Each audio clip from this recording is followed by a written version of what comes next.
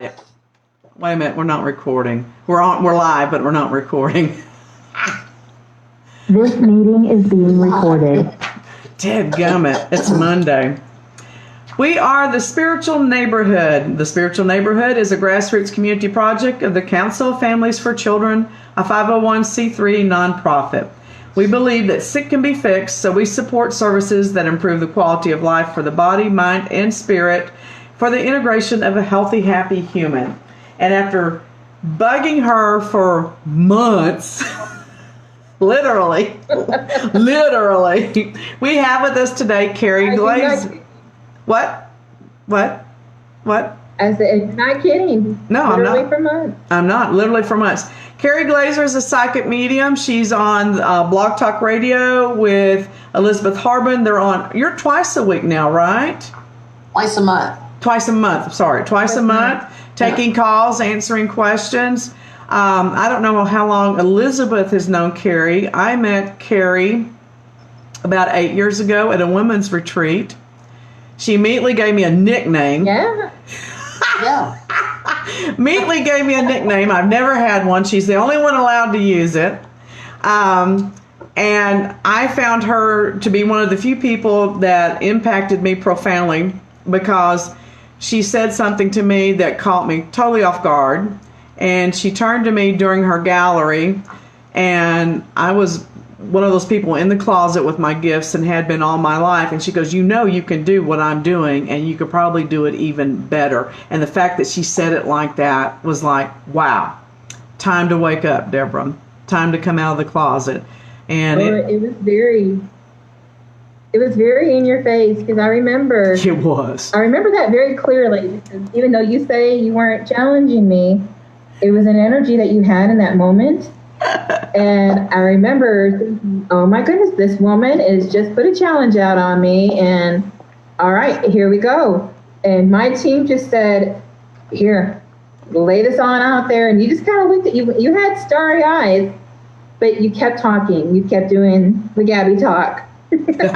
And later on, no, because Gabby is the name that I gave you, because I was just like, I'm just going to call you Gabby because you've not stopped talking since I sat down. And so later on, though, we did find that is an ascension of Archangel Gabriel, did we not? I honestly don't remember. I have to be honest with you. I remember the feeling, but I don't remember the facts. Does that make sense? Okay. It makes perfect sense. Yes.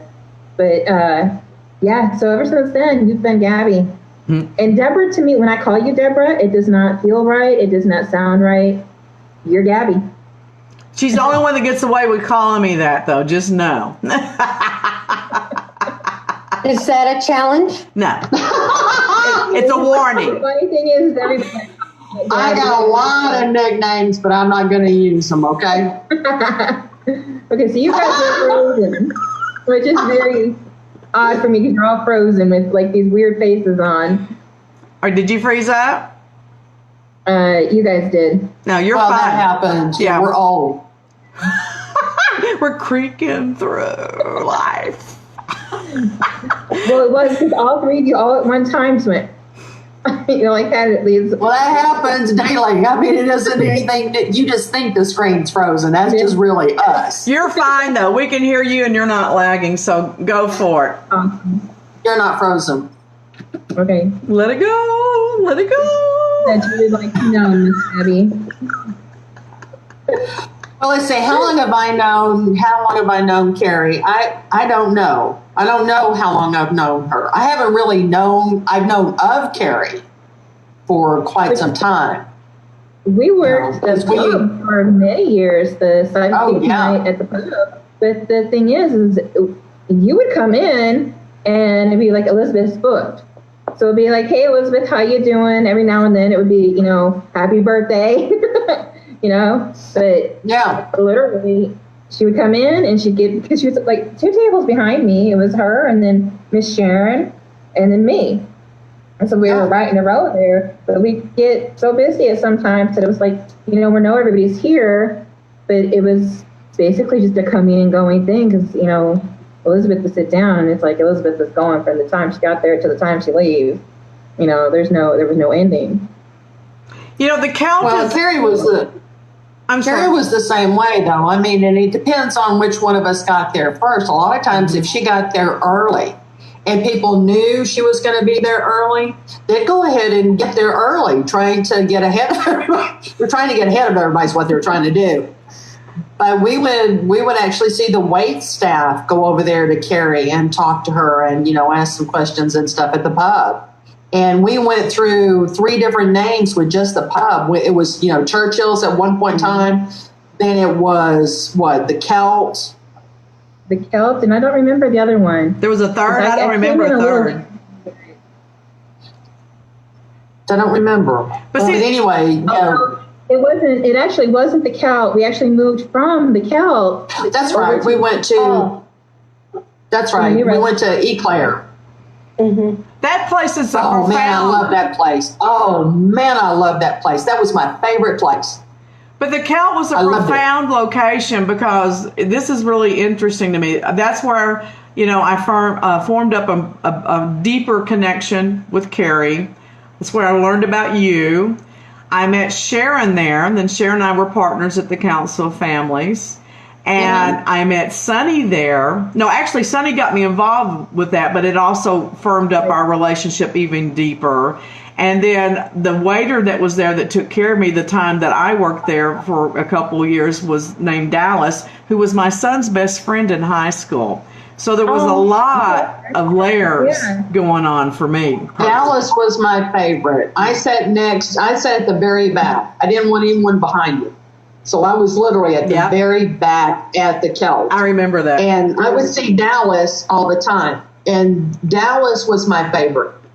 And we would have endless discussions at night. He always made sure I had something to drink. I mean, I just loved that kid. I just loved him. And when he died, I just felt like a part of my family had died. I mean, it touched me so deeply. Because he was just the best. He was just the best. And I'm so sorry he had problems and issues. But great space. Great. What I was going to say, though, was when I first got involved with working at the Celt, Carrie intimidated me because I just thought she was... I didn't think. I just knew she was very powerful. She was very powerful. She had a lot of skills, had a lot of knowledge. And I was very intimidated. So that's really the reason I sat in the very back, because she scared me so bad. Just let me get to the back. I really don't believe that. Do you believe that? Do you believe that? I don't think I believe that. She did. She really intimidated me. What they did not know was vice versa for me, because I do have a big age gap in there. No, I've been doing this for a while, but then my thought was, I'm in there with Chuck Murphy. I'm in there with Tim St. Andre. I'm in there with Elizabeth Harbin, Sharon Cody. So when I came in, I had this, I'm the new kid on the block. So it really felt good for me to have that caliber of vibration and expertise welcome me so openly. And so that I really blossomed at the Celt, and I really got to know what I could do. Well, and Tyler was there, so there's... Well, when you walked in, how you would walk in and you would, you'd have to sign up. And, of course, then you got Kim there. But then you're having to walk by these major players, all the way down. There were 4 different groups. Gail was the first one up, in the front. Not always, but at times at the front. And then Carrie, then Sharon, then myself. I mean, it was just a row all the way down, and those were power players just all the way down. But Carrie came into that room like, you know what, by God, I own this space. I own this place. Don't mess with me. And it worked. It worked. She carries that attitude with her everywhere. Yeah, it was like, I'm not messing with you.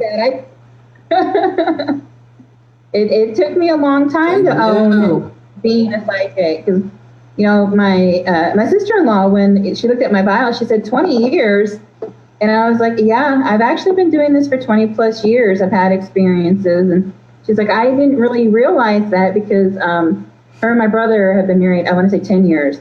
And she's like, I know that you had started then really getting into it. And I was like, but you don't realize sometimes for psychics, it takes us a long time to come out and to really own who we are and say, you know what, this is who I am, take it or leave it. I am a psychic medium, intuitive, whatever it is that you choose to call it.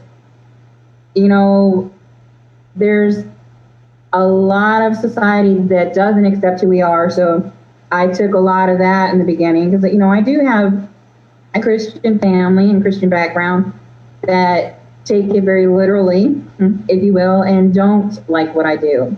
And so I got those emails that told me I was going to Hades in a handbasket. And it's kind of a beatdown. So you gotta hide who you are for a while. And, you know, I woke up one day, it was shortly after my dad died, and I said, you know what, damn, this is who I am. This is who I am. I love standing in front of that audience. These are my God-given gifts. You know, I do connect with God. I connect with all entities. I don't really have that one, but he is my go-to. And I'm okay with that. And I'm like, this is what I'm supposed to be doing. I feel good here when I work with my clients and I have those one-on-ones. I just know that when they leave me, they are leaving with a sense of, I can do this. Or a sense of, grandma's okay, dad's okay. I work with a lot of suicidals. And that was a challenge for me at first. My very first suicidal was and I called them my kids because I was a teacher for many years. And it was one of my kids. And he came through and I was like, okay, this is what I'm supposed to be doing. Very detailed. Names are not my thing. I get asked all the time, well, can you give me a name? And I'm like, but then I watch Elizabeth and I'm like, man, last night she hit it. It was like Bob. It's Bob. Archangel Bob. His name. I'm like, okay, cool. Thank you, Dr. Chuck, for telling us in advance about Archangel Bob. Yes. So, you know, there's times where I'm in awe of other people and I'm just sitting there watching, you know. For me, it's details. I have this thing where, you know, we get jewelry all the time. I don't know with you guys, I know you're all psychic. I get jewelry all the time.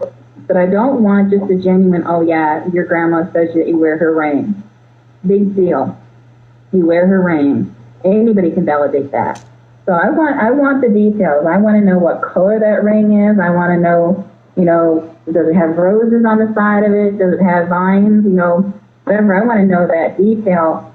So that was really important to me. And, you know, and I don't want to know any details when somebody calls me. I don't want to know anything about you. Let's just set our appointment up and we'll go from there. And that's why doing the show was so much fun, because we have no idea who these people are. Now, there's a couple that call us all the time. And we do know them. As soon as they speak, we know who they are. And we pretty much know what their question is. But last night, this caller calls us frequently, very gifted individual. He's from New York, but he's a very gifted individual. And he calls once a month for what we believe to be his like monthly tune-up. He's just checking in, making sure everything is okay. Last night, Carrie really, really surprised me because out of her mouth, she said to him, I'm telling you, stop playing so damn small. And we're just, you know, turned around looking at her like, wow, where did that come from? And I think what happened was the look on her face was, oh my God, I just heard what I said. I said that out loud. And then she said it again. She repeated herself, which was fun. I enjoyed that. That was fun. But that's one of those situations where if she won't let it go. If she's on to something and you're trying to take her in a different direction and she knows that's the direction that she needs to go, she will not waver, because the client will try and take her, you know, down the rabbit hole, and she'll just say, stop spinning. Love it. Okay, now we're spinning. We need to stop. and they'll shut up. I mean, they just shut up. Like, okay, yes, ma'am. So there's this, this power there. I think it's because I've been there. I've been in that spin where you just, what do I do next? What comes next? What comes next? And, I had a very good friend just tell me, just shut up and go through your gratitude. That's what focuses you. I'm grateful I have a roof over my head. I'm grateful I have food on my table, whatever it is. Keep yourself focused and stop that spinning. And this poor lady, bless her heart, she just kept talking and talking and talking and talking. And we go to tell her something. And that's what happens a lot of times. Sometimes they get on the phone with us or we're doing a read and then they get nervous. Like I'm talking excessively right now and I'm using my hands a lot because I'm a little nervous. I know you three, but there's a world out there beyond you three that could be watching me. So we start chat, and that's what she was doing. And then, she had someone also that was listening to her. So it just started that spinning feeling, and all of a sudden, I just got this, whoa, stop. So it was, you're spinning. And then, sometimes that happens to me. And sometimes I feel like it can be offensive, but if it doesn't come across, like with the young man last night, if I didn't say to him, stop playing so damn small, get your shit together, dude, and let's do this. And you know what? He agreed with her, too. Well, what's that to argue with? I mean, it's hard to argue the truth. And that's the thing about Carrie that's so wonderful is that there's no doubting her sincerity, and she's very transparent. And the other thing that's really good about Carrie, and you see it all the time because you work with her monthly, is that she is able to share the floor energetically and physically with other gifted people. It's not an ego trip. It's not, one-uppance. And then the cherry on the cake with what she does is that she takes the information she has and she gives them practical advice on how to apply it to their daily lives. Because I don't care how good the advice is, if the person can't filter it through to what does this look like? How do I make this work in my life? What's the good of it, So it's very down to earth. To be so metaphysical, it's very down to earth.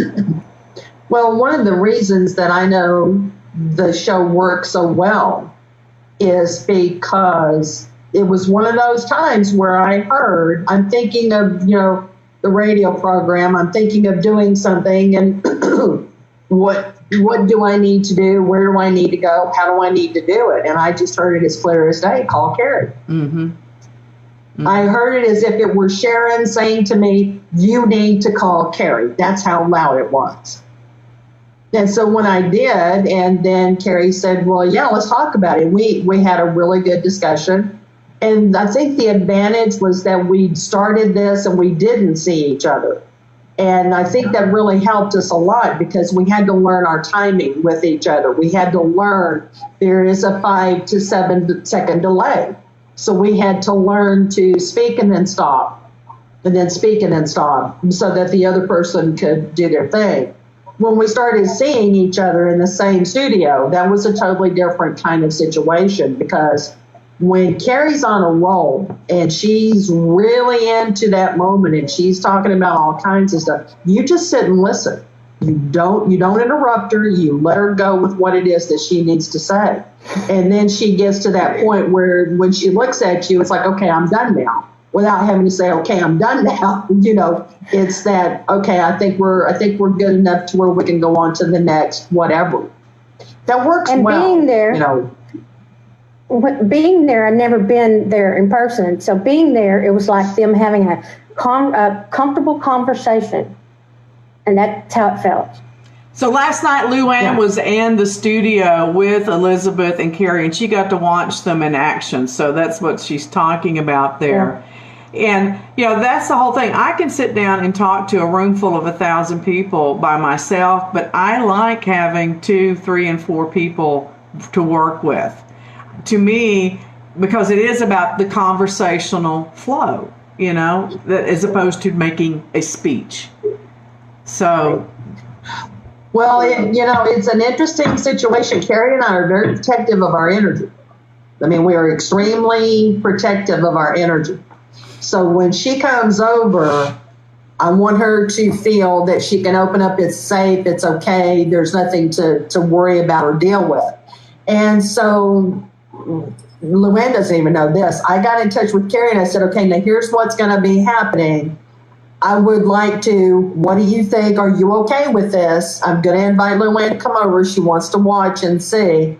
Is that okay? And Carrie said, well, yeah, sure. I'm okay with that. No problem. Because I respect her energy. She is, this is our show. And you want it to be the best show possible. So you're bringing an outside source in. You want to make sure that it's okay. But Carrie and I, it was really funny because Luann was very quiet, which is very unusual. I mean, she's being respectful. I mean, But when Luann has a point, she just, she can't help it. She just kind of blurs. You go, girl. You go. Well, that's just night. It happened. It happened. And that's an homage to how comfortable, you are with each other. And how safe the space is. Well, because it's got to be a safe place. And then you have the other side of the coin, which is me, because Carrie set the standard in our relationship from day one of her telling me what to do and how to do it. So I do the same thing with her. Carrie, you will do this. Get over yourself. Just move on.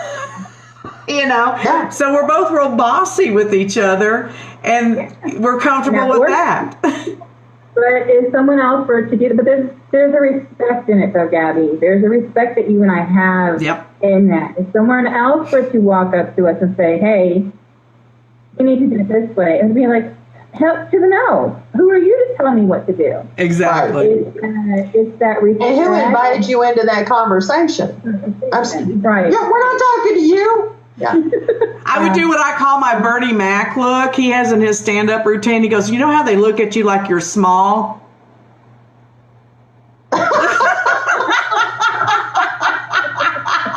They'd get that look. Oh my God, that's good. I love that. That is good. That's classic. I've done a gallery with you as well, Gabby, and I didn't know what to expect when I came in. That went in such, because we allowed it. It went in such a different direction. It ended up being more of a healing gallery than it was of a reading and giving information. Because we literally were at one time, Gabby was at one end and I was at the other, and we were sending energy through to this particular woman that was in there. But it was because we just allowed what was coming through and said, okay, this is how it's supposed to go. Like with Elizabeth, we don't force anything.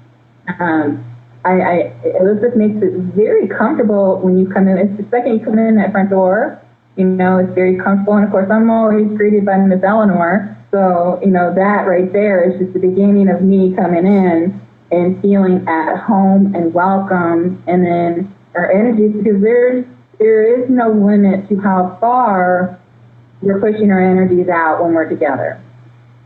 Well, I've never experienced personally or witnessed a gallery like the one that you and I did together. Frankly, I think there ought to be more like that. That was pretty fucking awesome. It really was. It was pretty fucking awesome. It was. I've done many galleries. That is my favorite. The galleries are my absolutely favorite thing to do because I'm standing in front of people and I don't know who's going to come out of my mouth, what's going to come out of my mouth, or what movement I'm going to make, but those I'm absolutely 100% comfortable with. And in that particular gallery, and like I said before, I think it was because we just let it go. Yeah, it was really cool. Just to kind of give you a brief idea, Carrie would come up with something or I would come up with something, and then before we could even get the last sentence out of our mouth, the other person would come in and go, and then there's this, and so it would just layer upon layer upon layer, and then we would turn and look at each other and go, now this is what you need to do. And at one time, literally, we both turned at the same time and we're shaking our finger at the person. Yeah, Elizabeth and I do that constantly. There was a time we actually did the electric thing where Elizabeth and I pointed at the same time and our fingers touched. Oh my gosh. Yeah.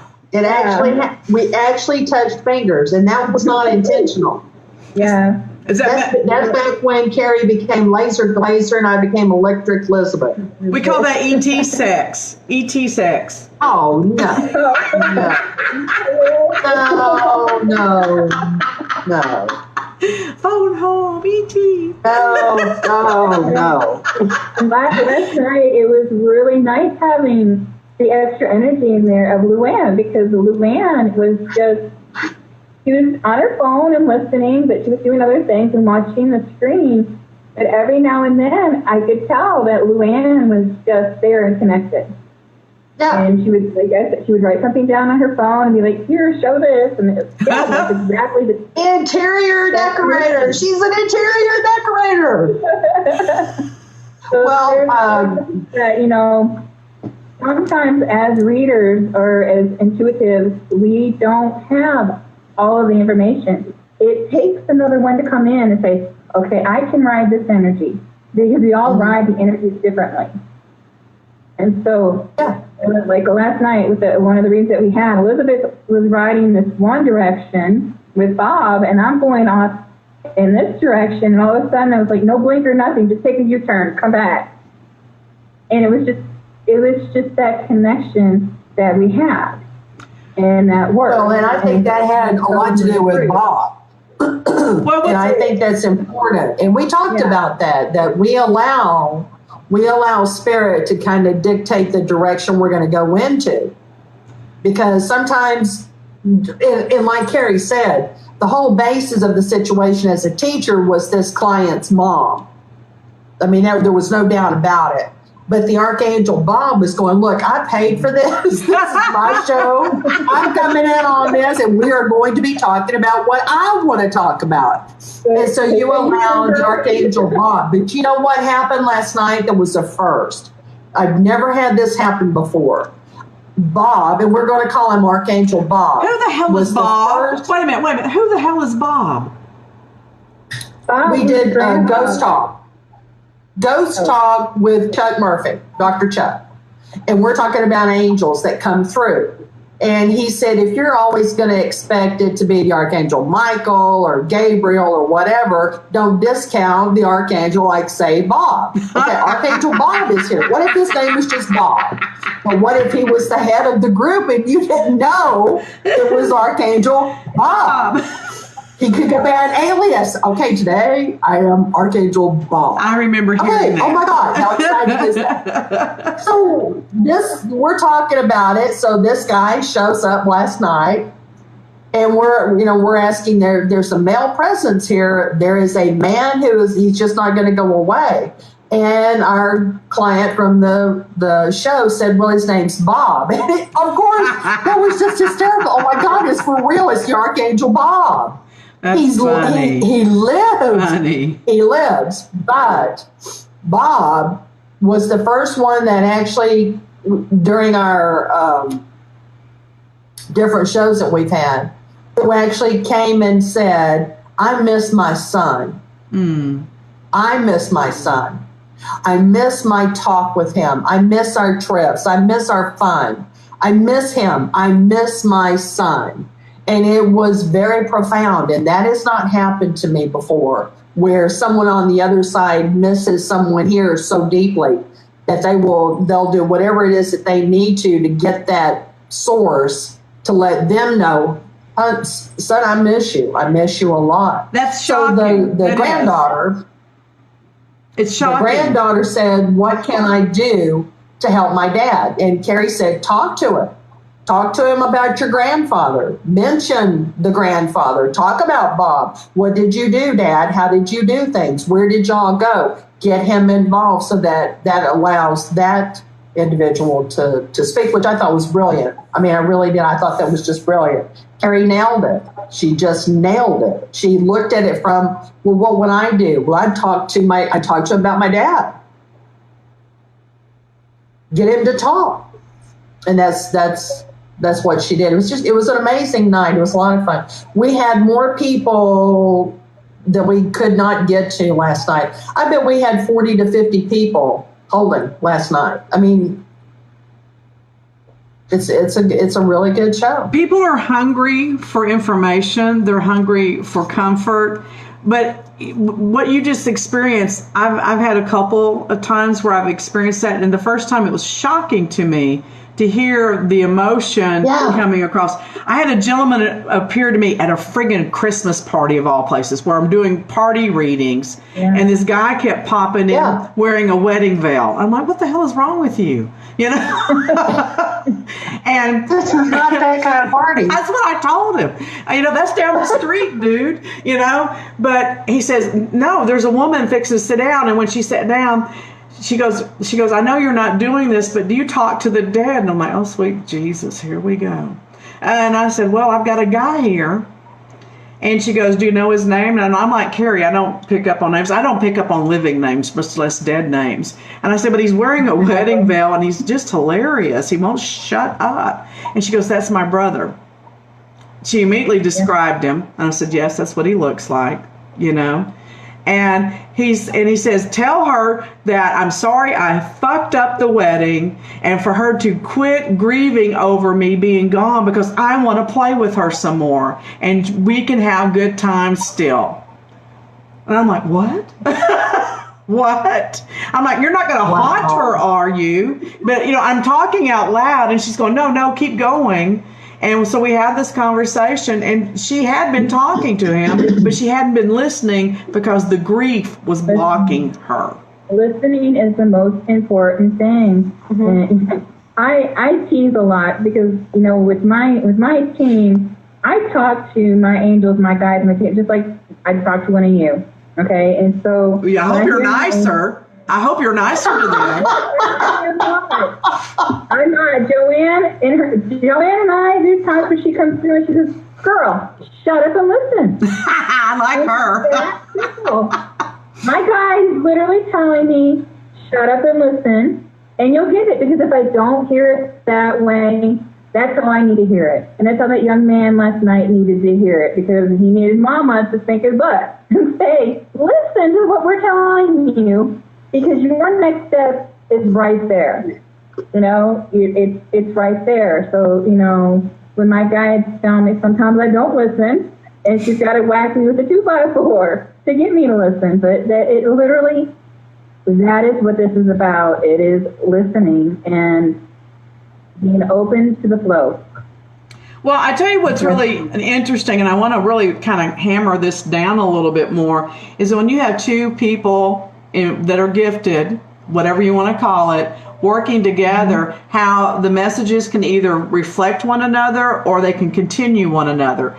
I see this a lot in my prophetic ministry with Bible study, because what we do is we all sit down and write down our ministry, our prophetic ministry before we get started. We have our lesson. And I cannot tell you how many times that myself and one other person will tell the same person the same thing, but from a different visual, because I'm very visual with my prophecies. I get a lot of metaphoric visuals, and so does this other person. And it's amazing.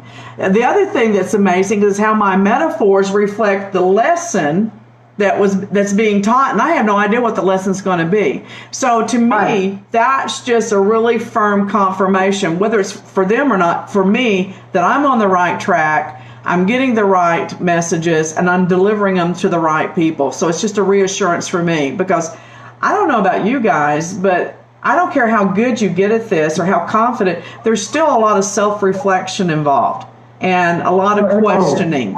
You know? I had that happen last night on the way home.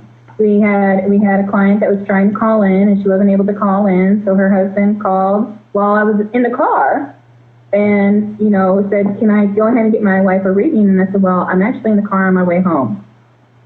And he said, okay. And I said, but you know what? I looked at Stan, because I don't drive, so Stan drives, and I said, you know what, do you mind pulling over? Because I need to do this right now. I had that urge. I don't do that all the time. That's not something we do. I usually set up an appointment, but I felt very urged and nudged to do that. But I got to a point in reading with her where I was like, okay, you know what? I'm not sure. I'm getting this energy. I'm understanding this energy, but the lady, when I was giving her the information, she goes, that fits, but I'm not 100% sure that's what this is going on. So I said, listen, I said, what I'm going to do is I'm going to talk to Elizabeth, because I know a lot of times, I think I said this earlier, is we don't have all the answers. It sometimes takes another medium or psychic to come in and say, this is what I'm picking up, because they understand that energy differently than how I understand it. So there are times where Elizabeth is on something, and then I can be over here picking up, the grandmother, because I understand that grandmother's energy, but Elizabeth never saw her until I brought her through. Right. Or like last night, I didn't see Bob until they took me on a U-turn. Because Elizabeth picked up that energy, and she knew, and he wrote that because he felt comfortable in her energy. So there's times, we can have a whole entire stage of psychics and mediums out there, and we're all going to pick somebody else up differently, or feel that energy differently, and read differently. Well, there's a reason for that, though, and I love what is said at our Bible study before we start. Prophetic ministry is to help encourage, enlighten, and empower people. We are not meant to know everything in all specific details. That is not our job, because that eliminates people from the idea that they still have choice. And I love that. And you have free will. Free will and choice. Absolutely. And I love that. But when you have two people say the same thing, there's power in that. Go ahead. I'm sorry, Elizabeth. Right. Go ahead. When Carrie sent me that message, what I found interesting, we were talking about picking up the same kind of information or not picking up the same kind of information. I had just kind of grabbed my phone and just was kind of scanning over like who had called and text messages. So I'm reading what Carrie's, writing. I'm going, I have no idea. I get nothing. I'm getting absolutely nothing. And that's what I texted back to her. I'm getting absolutely nothing on this. I have no, there's something's not being revealed here. I do not know what's going on. I mean, that's just about as, honest as you can get. And we both got the same answer. We both came up with the same thing without discussing it, without going into detail of stuff. But that's just like when something like that happens, you go, well, I'm not getting anything. I'm almost like, oh my God, is it still working? I know. Am that's I a wrong? confirmation of somebody else is not getting it either. Oh my God, my spiritual watch is broke, Luann, for years, we were saying, Luann, whatever pops into that head of yours, just blurt it out. Oh, that was a mistake. Because she is that good. Well, in some cases, it's a dangerous, we're treading a fine line there, but when she's reading for people, the best thing for Luann is that it is one of those situations where you just blurt it out. And that's what happened to her last night. She had the answer. She knew this is what that needed, and she blurted it out because she just felt like, I need to say that. And then it goes to this individual. Well, Luann, when you get in the zone, oh my God. Luann, when you're in the zone, don't you find it impossible not to blurt it out? I do. Yeah. It just comes out regardless. Well, that's why they were getting little notes last night. because I was like being bombarded by information, and when it was being repeated 3 times, I like, okay, I got to say this. That's just repeat. If I hear something 3 times, spit it out. Doesn't matter how crazy it is. And I'm not afraid to say anything crazy. And I've had the circus come to town. I've had it all. It's, it's almost one of those things, where the dads wear the t-shirts, I have daughters, you can't scare me. I talk to dead people, you can't scare me. It's true. Because I've seen a lot, and I'm grateful of some of the things that I've seen, most of the things that I've seen. Some of it I prefer not to, but when I do see accidents and stuff, I have a limit and I have boundaries, but I know that my team is going to show me what I need to, because some of those parents especially want to know. But then our job is to say, okay, how much can they actually handle? Like Elizabeth was saying, what they're open to. Okay, but we do have this job of making sure that we get it and we fit it. We get what we're getting, stay within the ethics of it, stay within the clarity of it, but also at the same time we do have to remember that that person across from us is going to take what we have to give to heart and run with it. So it is a big responsibility, and It's it is huge. something that I take I take it very, very seriously. And sometimes, even you have said to me, boy, you're just getting too serious. Well, it's usually when I get real serious, I'm in the zone. Yeah. Right. And I've realized that more and more. It's like, oh, I'm getting really serious. Yeah, because I'm in the zone, and I know right now that what is going to come out of my mouth is so important that I have to discern and be very connected to my team so that person across from me understands. There's even times where I've spit something out and said, okay, let me explain now. Yeah. You have to elaborate.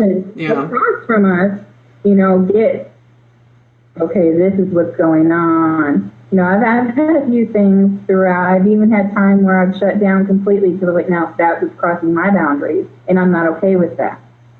And so I've had some things that I'm like, okay, that's not okay. And that's okay to say too, especially for those that are getting into this profession. It is okay to say no. Exactly. And your hours are from this time to this time. Don't be waking me up at 3:00 just to let me know that you can wake me up at 3:00. I don't need that. Well, and You have to set your boundaries. The other thing is, and maybe Carrie doesn't agree with me, but I think she will, is that Carrie and I work in the entertainment field as well, doing readings. Now, we're not there to just entertain. We actually bring a value, but we have a very short period of time to do this. And I set the standard with the people at the parties. I don't do deaths, I don't do divorces, I don't do weddings, and I don't do births. And because sometimes we only have 3 to 5 minutes to sit with this person. But at the same time, you get information and you're like, there's no way I can tell this person that because it's a party. It's absolutely a party. But then if you feel that you're out of integrity, that there's information to relay to them, you're walking a fine line, because if you're a downer at the party, they're not going to hire you again. So there's a lot of ethics involved here. I have, for me, I have not gone, I don't work a lot of the same parties that you guys do. I tend to work more of like the family ones or but I don't set I set the whatever comes, but we leave on a happy and funny note. Like, okay, this is a party. Know that grandma came through. She just wanted you to know that she's here. She's fine. Now let's party. So I know that especially in those situations, that if I'm at a party and someone's passed, and I carry Kleenex with me all the time. The cards that I take with me are happy cards, they're unicorns. But one of the first parties I did for Catherine was a Halloween party. And this was an amazing, Elizabeth, this is right up your alley too. It was an amazing Halloween party, but this woman said, my husband wants to hear from his father. And she goes, I know this. I said, okay. So I said, know that I am a medium, and that is one of the things I do, and I'm not going to hold back. So we're going to go as fun as we can on this. But Dad had one very important message that he wanted to bring through. Son cried and was like, oh my God, I can't believe this. And then it was like, okay, Dad, bring us back home. Bring us some happy news. So that's how I do that, because I know for me, that's going to happen. I'm going to get the father that's going to come through, and I'm going to get the tears. But I've never had somebody leave my table that's been like, oh, this is a party. Fuck that. I didn't want this. Ooh, sorry. I didn't want that. No. I've never had that. No, most people really are hungry for whatever we have to offer. And I have a rule. It's not a good party if I don't make 3 people cry. But happy tears, not bad tears, But we got to have those tears, and it's a good party. Well, it is almost 1. And, oh my God, are you serious? Yeah, I am serious. And Carrie is going to be joining us a lot. She just pops in whenever the hell she wants to because she thinks she's in charge. Carrie, Carrie and Elizabeth and Luann and I are bringing Martha Decker back with us next month, starting someday. We haven't finalized that, with a new show as well. And we'll be telling y'all more about that. It's called Unfinished Business, and we're going to be doing paranormal investigations and I am the professional skeptic of the group, so I'm going to be asking a lot of the hard questions. So, Carrie, in the meantime, tell people how to get a hold of you for your services, because that's why you're here. The easiest way to reach me is 469-734-5259. Text message is great. I will answer that, pretty quickly, unless I'm on the call or something. But my email is Carrie Glazer, KERIGLASER @gmail.com. And then, of course, I'm always on Facebook, or you can reach me through the Spiritual Neighborhood. Right. She's on our Spiritual Neighborhood page on the bios, and you can always email us at spiritualneighborhood.com. No, that's not right. spiritualneighborhood@gmail.com. And we'll forward them to Carrie, and she will be here a lot more because we love her. I love being with you ladies. Thank you. So, all right, we're going to close. Anybody else got anything to say real quick before we close? Doesn't Elizabeth's hair look marvelous? Yes, it does. When you have good hair, you just can't wear a hat and cover it up. You got to show it. Isn't that adorable? Good. That is adorable. I don't know why. It was just awesome. I don't know why, but I just saw you as a child. Did you wear your hair short as a child? Until high school. I just saw you as a child. It was really short until high school, and then it started grow. I let it grow out really, really long. Well, you were adorable. I appreciate that. All right. So, thank you for being with us. Help us support others. Both those. Oh, wait a minute. We also have a sponsor. I forgot. Jesse Averett at Averett. What the hell is that called? LLC. AVWORX. Yeah, AvWorks. That's right. AvWorks. And his last name is Averett. He's at my house right now, so don't call him because I don't want him to get distracted. We had another break. If you were to call him, what would that number be? Oh, I don't know. It's 214. Yes. 214-906-3787. And he literally does the Dallas-Fort Worth area with the handyman projects. No job is too small or no problem is too big. And Joe Murphy Insurance is about ready to sponsor us, so we'll have another sponsor. So we are taking sponsors. You too can be a sponsor if you have something that you want to let people know about. And I had another break in that stupid sprinkler system. So, that's just rude. It is rude. How dare they? It is. I mean, it's only 50 years old. It's still rude. I know. It's still rude. It is rude. And tonight, hey, you and Elizabeth and Carrie, y'all can join us tonight if you want to. I'm doing a demo Zoom recording of what it looks like to do a Zoom room party with readings. And I already have 3 people participating, but if y'all want to come join us, feel free. If you don't have anything else to do, it's 7. So, same Zoom. We're actually going to be on Zoom doing our class. What class? Every Monday night. What class are you doing? doing? Till the end of time. What class are you doing? Artist Way class. I didn't get in Artist there. Way class. How come I didn't get in there? Because I went to my group and I just kind of threw it out, and Carrie said, "You've been kind of talking about this for about 4 or 5 years now. Could you finally maybe just make that happen?" I even bought and the I said, book. If I can get 5 people, then I'll do it. Man, all of a sudden it was like whoosh. Okay. It's all Carrie's fault. Blame her. I'm gonna slap all 4 of your cheeks individually. I bought the book and everything. That's Carrie. Go ahead. Go after her. She started it. She's the one that did it. Oh, I'm just gonna do it by myself then. To hell with y'all. So that's Carrie. Carrie did it. I had nothing. I say nothing. I know nothing. Was in another class that we were finishing, and I said, "Elizabeth, you need to do the Artist Way," and boom, boom, boom, boom. It was booked before. It happened overnight. Overnight, it was like whoosh, and I didn't even get to advertise it to the public. Oh, boo-hoo! It was just in that class. Boo-hoo-hoo!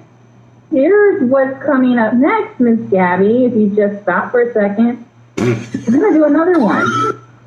She is bossy. She is. Wow. She bosses me all the time like a big dog. Boy, I tell you what. I love it. Go for it. This is great. Well, let me tell you something about you that you don't know, Miss Gabby. I love it. Wait a Let me get minute. some popcorn and watch this show. This is great. With your timing and everything that you have going on, that's not happening for you right now. You would miss too many classes and be asked to not participate because you weren't there. Oh, look at her making decisions for me now. Oh my God. No, I'm not making decisions for you. You're adding shows and doing things that you're supposed to be doing right now. Okay, so here's the difference. Wait a minute. Here's the difference between me and her. She's reprimanding me in public. I'll wait till we get off here and then I'll call her and chew her butt out. But here's the caveat.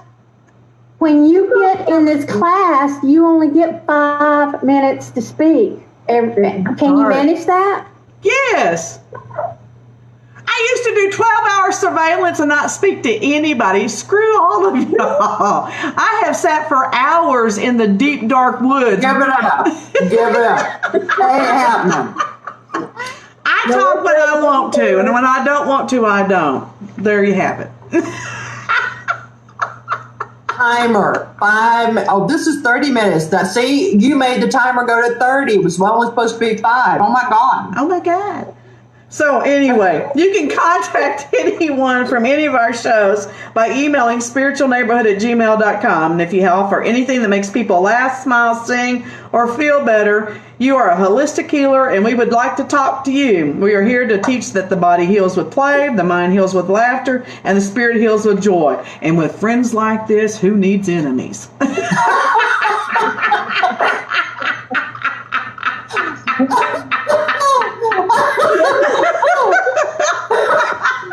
We're the whole package.